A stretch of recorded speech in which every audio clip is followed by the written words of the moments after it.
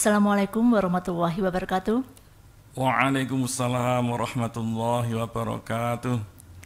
Sahabat religi dimanapun Anda berada, Kantor Kementerian Agama Kabupaten Sleman kembali hadir dalam program Tadabbur, Tausiah dalam bulan Ramadan. Pada kesempatan sore hari ini telah hadir bersama kita, beliau adalah Bapak Dr. Andes Haji Daryono MPD. Beliau adalah pengawas madrasah Kantor Kementerian Agama Kabupaten Sleman. Baik, kita sapa terlebih dahulu narasumber kita pada sore hari ini. Assalamualaikum Bapak Daryono. Waalaikumsalam warahmatullahi wabarakatuh. Masih terlihat bugar ya, meski sudah 10 hari yang terakhir ini. Alhamdulillah Pak Titi. Pada kesempatan sore hari ini kita akan berbincang tentang dahsyatnya doa di bulan Ramadan. Meskipun ini sudah hampir di penghujung Ramadan, tapi tidak ada salahnya kita sama-sama mengupas tentang kedahsyatan doa di bulan Ramadan. Baik Bapak, mau dijelaskan secara singkat ya urgensi doa itu sendiri Bapak? Assalamualaikum warahmatullahi wabarakatuh. Waalaikumsalam warahmatullahi wabarakatuh. A'udzu billahi minasyaitonir rajim. Bismillahirrahmanirrahim. Alhamdulillahi rabbil alamin. Wassalatu wassalamu ala asrafil mursalin. Sayyidina wa maulana Muhammadin wa ala alihi wa ashabihi ajma'in. Amma ba'du. Mbak Titi dan sahabat religi dimanapun Anda berada, rahimakumullah yang berbahagia. Alhamdulillah wa syukurillah, terlebih dahulu kita panjatkan puji syukur kehadirat Allah Subhanahu wa Ta'ala. Pada kesempatan hari ini kita diberi amanah untuk menyampaikan berbincang-bincang tentang dahsyatnya doa di bulan Ramadan. Hadirin rahimakumullah yang berbahagia, di antara ayat-ayat Al-Quran yang menerangkan puasa, tentang puasa Ramadan, yaitu Al-Baqarah ayat 183 sampai dengan 187,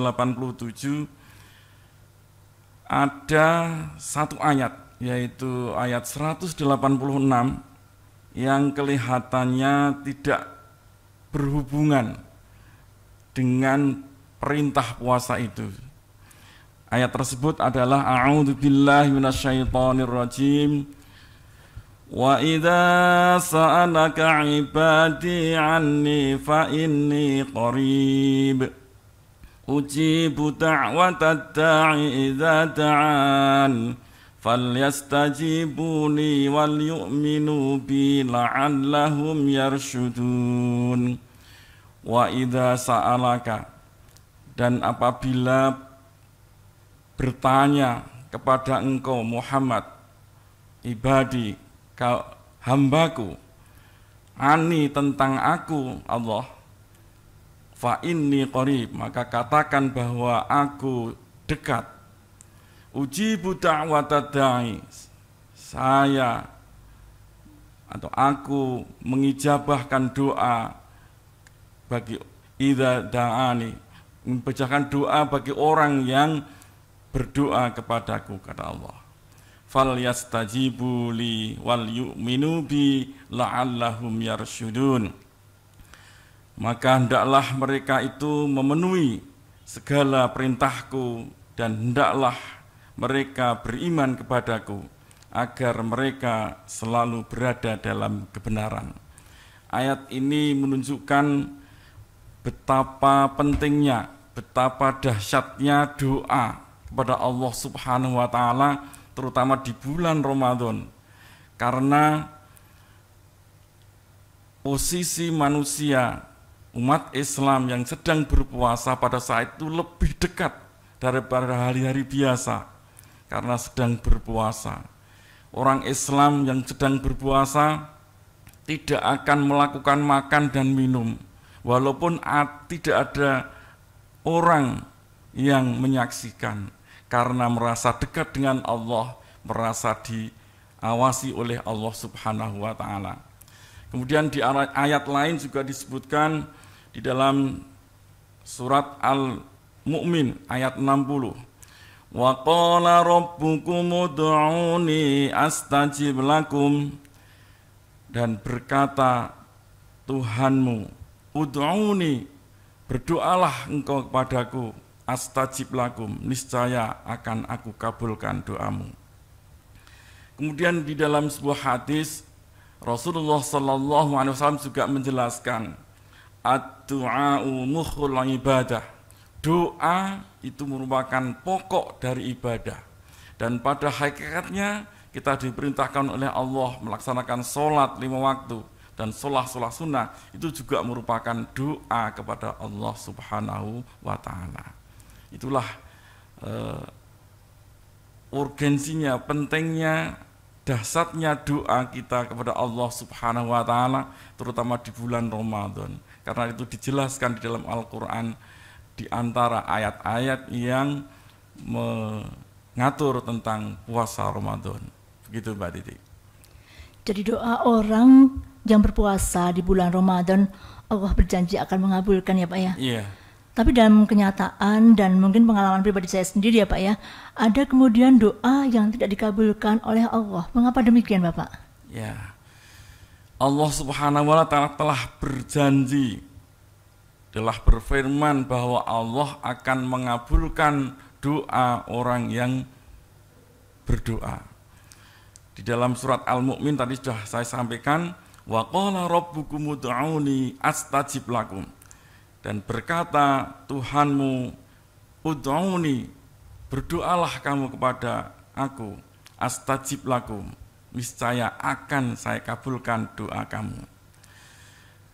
Di dalam ayat tersebut Allah Subhanahu wa Ta'ala menggunakan kata astajib, yang itu merupakan fi'il mudhari ya. Yang fi'il mudhari itu bentuk-bentuk future atau bentuk-bentuk present gitu ya kalau bahasa Inggrisnya.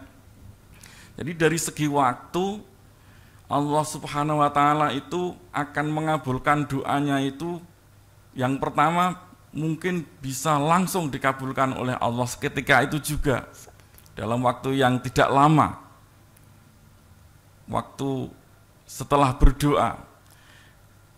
Namun demikian juga Allah akan mengabulkannya itu dengan menundanya pada waktu yang tepat untuk yang berdoa itu, pada waktu yang bahkan bisa jadi orang sudah lupa doanya baru dikabulkan oleh Allah Subhanahu wa Ta'ala.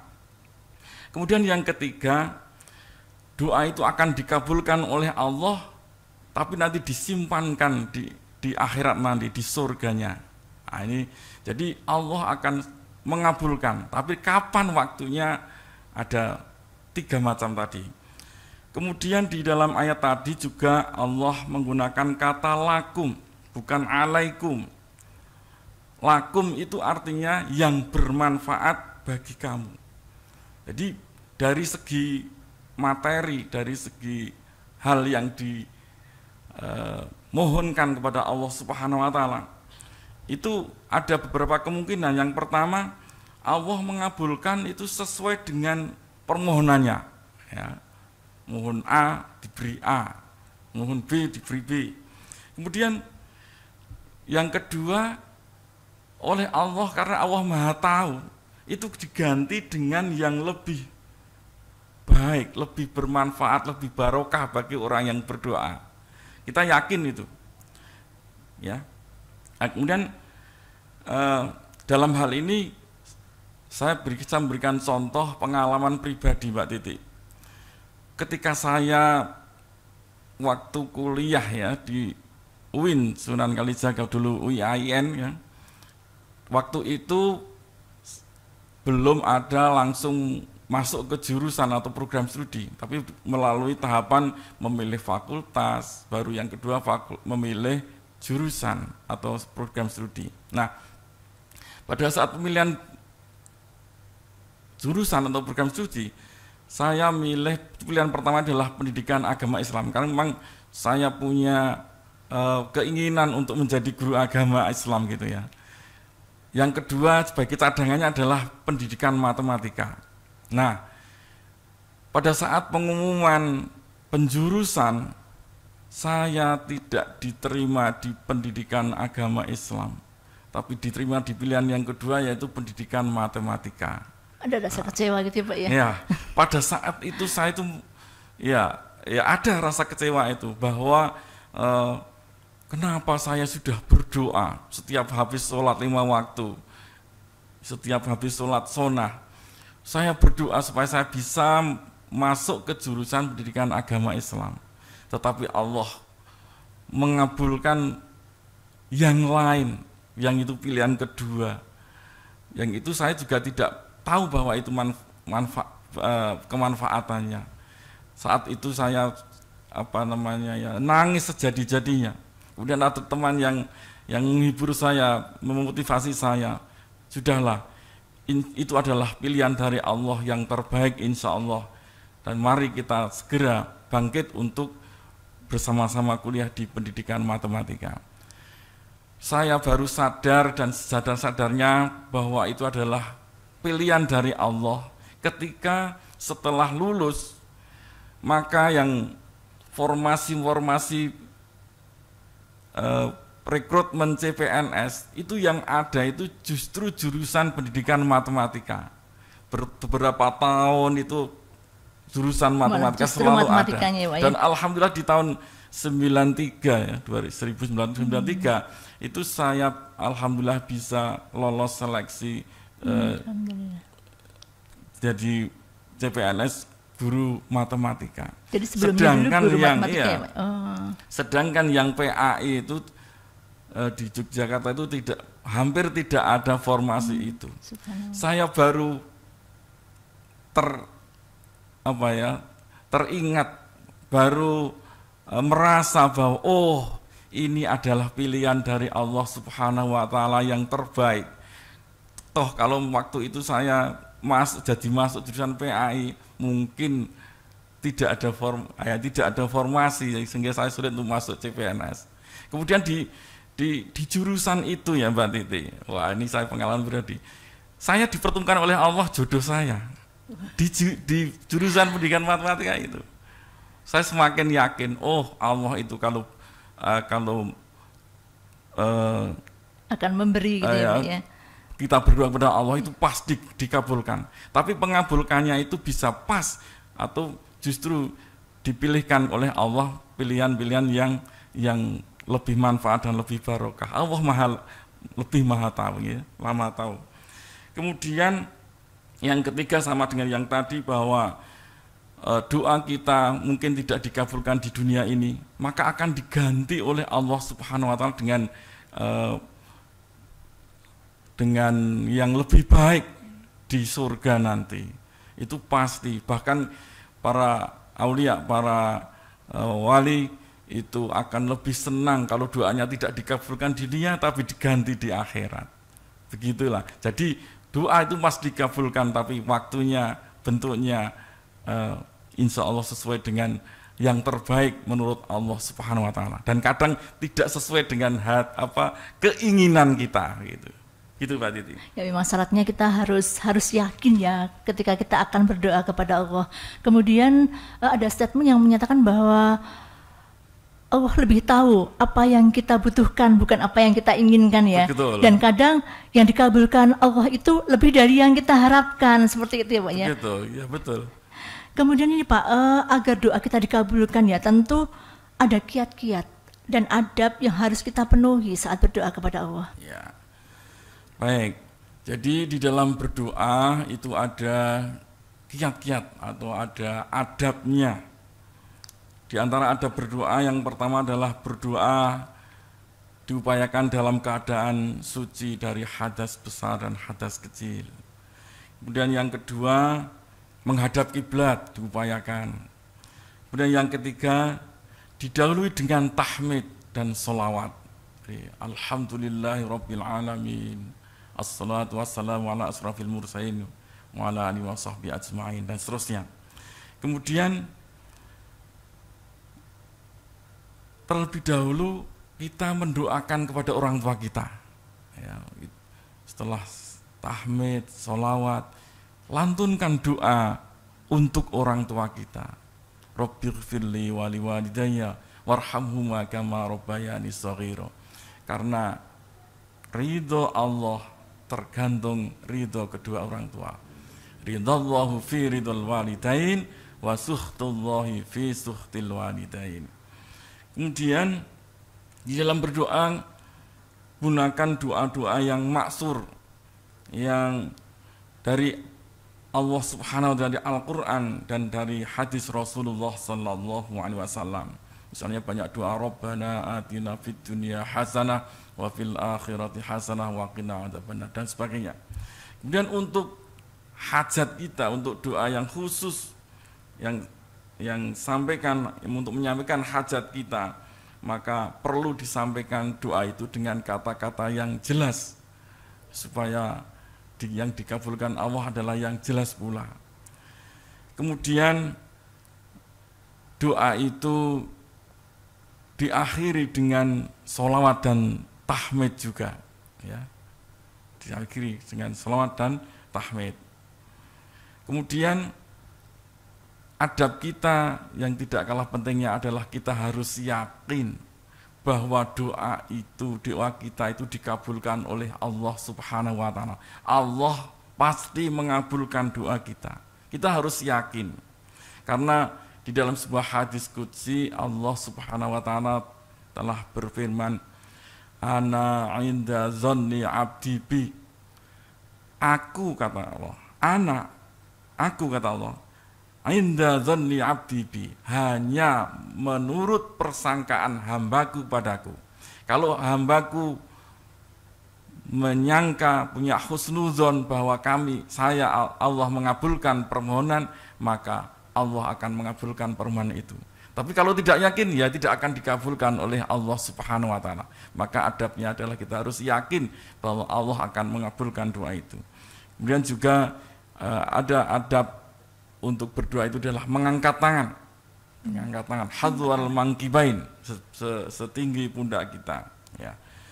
Itu diantara adab berdoa kepada Allah Subhanahu wa ta'ala agar doa kita dikabulkan oleh Allah Subhanahu wa ta'ala. Begitu Mbak Titi. Jadi sebelumnya memang kita harus siap dulu ya Pak, secara taharah seperti itu ya, dan secara sudah menyiapkan semuanya lah gitu ya. Semuanya harus disiapkan. Dan harus yakin bahwa doa itu akan dikabulkan bukan pada saat yang paling cepat ya Pak ya, tapi pada saat yang paling tepat gitu ya, paling tepatnya. Kemudian ini Pak, masih ada beberapa hari lagi nih ya Lailatul Qadar. Doa apa sebetulnya yang dituntunkan oleh Rasulullah yang banyak dibaca oleh kaum muslimin? Di saat bulan Ramadan, khususnya pada saat malam, kita berupaya untuk memburu Lailatul Qadar. Suatu saat Ibu Aisyah radhiyallahu anha bertanya kepada Rasulullah sallallahu alaihi wasallam, kalau saya menemui Lailatul Qadar, maka doa apa yang harus kami baca pada saat itu? Maka Rasulullah sallallahu alaihi wasallam menyampaikan doa sebagaimana doa-doa yang sudah kita baca pada saat tarawih itu ya. Asyhadu an la ilaha illallah, astaghfirullah, as'alukal jannata wa a'udzubika minan nar. Allahumma innaka afuwun tuhibbul afwa fa'fu anni. Yang intinya bahwa itu adalah doa mohon ampun kepada Allah Subhanahu wa ta'ala dengan syahadat dulu, kemudian astaghfirullahaladzim, saya mohon ampun kepada Allah. As'alukal jannata, kami mohon kepada engkau surga. Wa a'udzubika minan nar, dan aku berlindung kepada engkau dari api neraka. Allahumma innaka afuun, ya Allah, innaka afuun, sesungguhnya engkau itu maha pengampun. Tuhibbul afwa, engkau senang memberi ampun. Fa'fu anni, maka ampunilah dosaku. Ya. Itu doa-doa yang diperbanyak, dianjurkan oleh Rasulullah SAW untuk diperbanyak di bulan Ramadan. agar kita mendapatkan ampunan dari Allah Subhanahu wa taala. Demikian Mbak Titi. Baik Bapak, ini terkait dengan apa ya? Ada seorang pembaca doa ya Pak ya. Ya. Jadi di suatu acara itu kan baik di awal maupun di akhir kan sering ada doa yang dipimpin oleh seorang pembaca doa, baik Ya. itu ustadz atau kiai atau kemudian rois mungkin nggih. Ya. Yang kami tanyakan, rambu-rambu apa yang perlu diperhatikan agar seorang pembaca doa itu bisa diresapi oleh jamaah seperti itu? Ya. Baik para pemirsa rahimakumullah. Jadi kalau kita kebetulan didaulat oleh forum untuk memimpin doa, maka hendaknya kita memenuhi adabnya, yaitu doa-doa yang kita lantunkan itu dalam bentuk jamak. Artinya doa itu untuk kita, untuk jamaah semuanya. Jangan sampai doa itu dilantunkan hanya untuk kepentingan pribadi, orang lain disuruh untuk mengaminkan.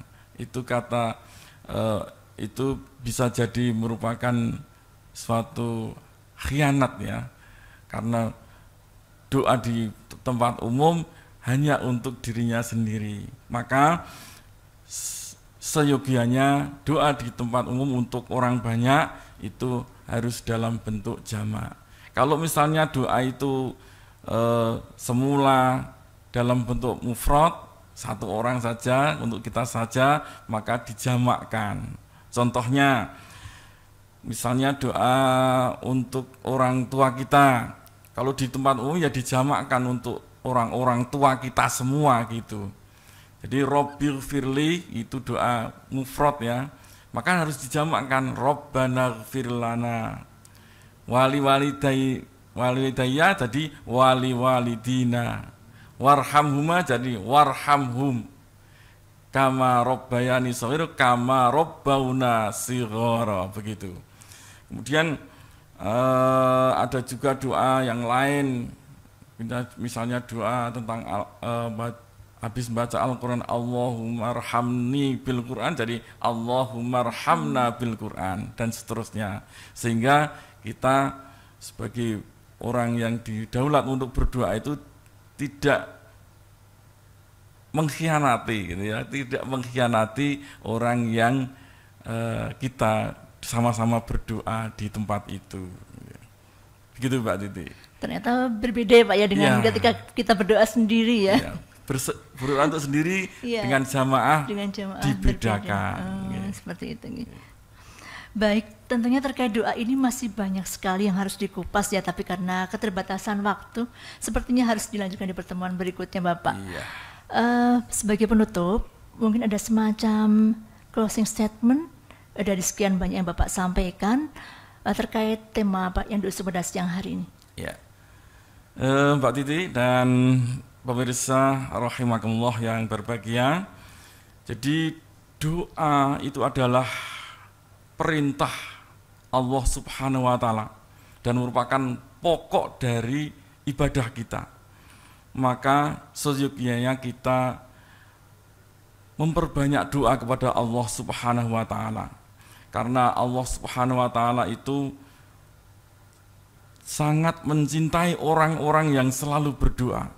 Innallaha mulihina fid du'a. Sesungguhnya Allah sangat cinta. Innallaha mulihina fid du'a. Sesungguhnya Allah itu sangat cinta kepada orang-orang yang banyak berdoa. Ya.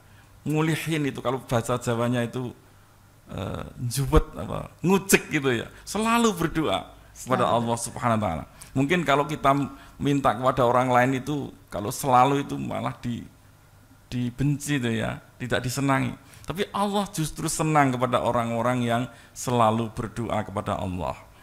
Kemudian berdoa itu tidak ada ruginya, Mbak Titi. Artinya apa? Allah mesti mengabulkan doa kita. Namun waktunya Allah akan pilihkan kapan waktu yang tepat, dan juga materi apa yang kita mohonkan itu Allah akan mengabulkan dan materi yang bermanfaat bagi dan barokah bagi orang tersebut, bukan merupakan kesenangan dari orang yang berdoa.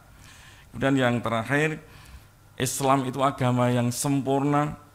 Semua aktivitas kita itu ada doanya, ada awalnya, ada akhirnya. Misalnya makan, ada doa awal makan. Setelah makan juga ada doanya. Terus semua kegiatan, aktivitas kita itu ada doanya. Oleh karena itu kita gunakan doa kepada Allah Subhanahu wa taala. Segala kegiatan kita awali dengan doa dan diakhiri juga dengan doa. Ini dalam rangka mendekatkan kita kepada Allah Subhanahu wa taala. Kita selalu berkomunikasi dengan Allah dengan doa.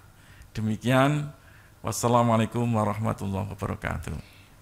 Waalaikumsalam warahmatullahi wabarakatuh. Intinya optimis, kemudian kita harus berprasangka baik kepada Allah. Yakin ya bahwa doa kita akan dikabulkan. Waktunya hanya Allah yang Maha Tahu. Sangat bermanfaat sekali ya Pak ya pertemuan pada sore hari ini. Terima kasih kepada Bapak Daryono yang telah berkenan berbincang pada sore hari ini Bapak. Semoga tayangan tadi memberikan manfaat dan kebaikan bagi kita semua. Saya selaku host pada sore hari ini mengucapkan terima kasih atas segala perhatian dan sampai jumpa pada Tadabbur edisi selanjutnya. Wassalamualaikum warahmatullahi wabarakatuh. Waalaikumsalam warahmatullahi wabarakatuh.